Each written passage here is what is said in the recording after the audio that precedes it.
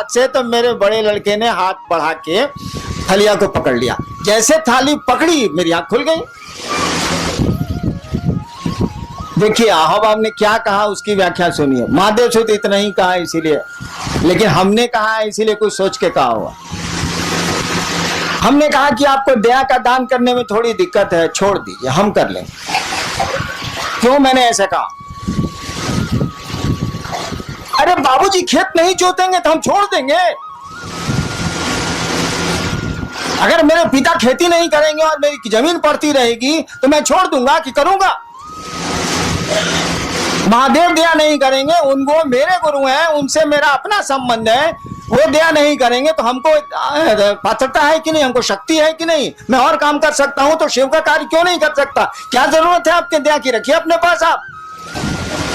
मैंने कहा कि आपको लगता है कि थोड़ी दिक्कत है, आप छोड़ दीजिए, मैं कर लूंगा। और मेरे मन में उनके सामने जो बोले नहीं आप, मेरे उनके सामने जो मेरे मन में व्याख्या आई यही थी कि मैं आपका चेला हूं और आपको कोई अधिकार नहीं है हमको चेला की कुर्सी से हटा देने का। और जब तक अधिकार नहीं है और जब तक मैं चेला हूं मुझको शक्ति है।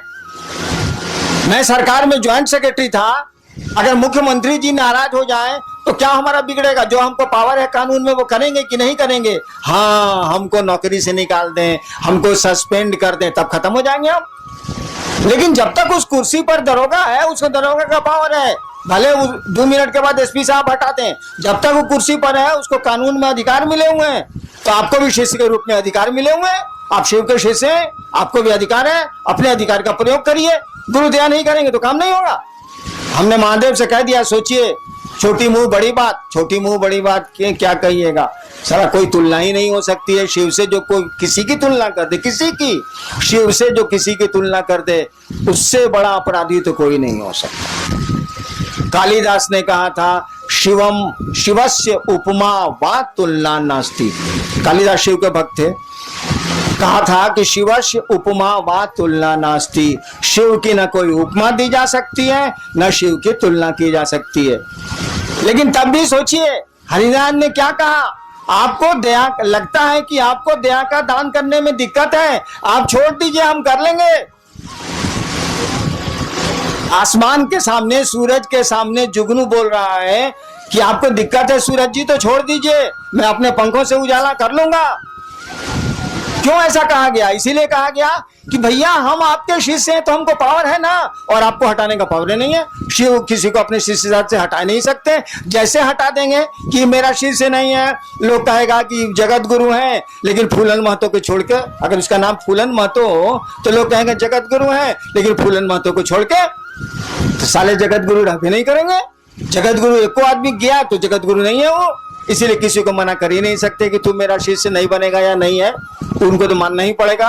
अगर आप कहते हैं कि शिव मेरे गुरु हैं तो शिव को मानना ही पड़ेगा कि आप उनके शिष्य हैं। नहीं कैसे मानेंगे? जैसे कह देंगे नहीं हम नहीं मानते हैं, उस दिन जगत गुरु रहेंगे लेकिन जगदीश पाणे के छोड़ के 4 साल जगत गुरु रहेंगे कैसे? -1 हो जाएगा, 1 कम हो जाएगा। तो मना नहीं कर सकते, और मना नहीं कर सकते तो हम लोग शिष्य हैं, और शिष्य के रूप में शिष्य की शक्तियां हमको आपको हैं। क्यों नहीं करेंगे महादेव का काम? महादेव को दया नहीं करनी है, मत करें वो। मैंने ऐसा मैं नहीं कहता कि नहीं करें वो, लेकिन उस दिन शिवरात्रि के अष्टजाम में ऐसा ही उनको कहा था। कहने का लहजा थोड़ा सा शरीफ वाला था कि लगता, बोल नहीं रहते इसीलिए बोले थे हम, कि लगता है कि आपको दया का दान करने में थोड़ी दिक्कत है, आप छोड़ दीजिए, हम कर लें।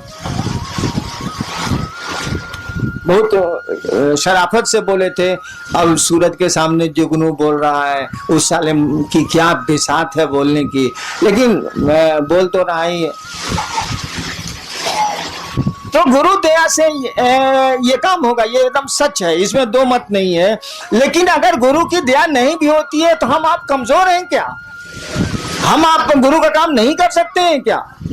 बाबूजी अगर खेत नहीं जोत रहे हैं तो बेटा छोड़ देगा कि उपज करेगा? वो हल चलाएगा, वो तो करेगा, क्योंकि वह उस बाप का वो बेटा है, इसीलिए करेगा वो।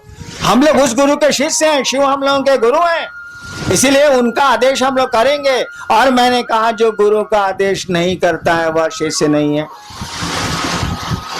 हमने यह भी कहा कि आप नहीं करते हैं तो उस गुरु से कहिए, क्यों नहीं कहते हैं, तो आप तो गुरु से कहिएगा नहीं। जब 1000 आदमी में आप कहते हैं कि बड़े ने गुरु भ्राता दया करें, दीदी नीलमानंद दया करें, तब आप महादेव से बाहर में क्या कहते होंगे? हमरे मुंह पर कह रहे हैं कि आप हम पर दया करिए, तो बाहर में आप क्या कहते होंगे? समझ में नहीं आता।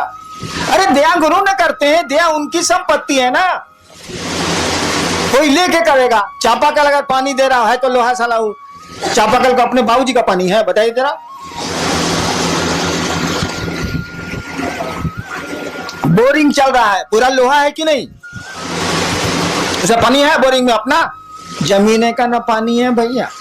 वो चापाकल दे या कुआं दे या बोरिंग मशीन दे, कोई दे, जमीने का ना पानी देगा। अरे ससुरा हमू दया करेंगे तो महादेव की ना दया करेंगे, उन्हीं से न लेके चापाकल साला पानी आ देगा। अपने में तो लोहा है साला, इसको अपना पानी कहाँ है?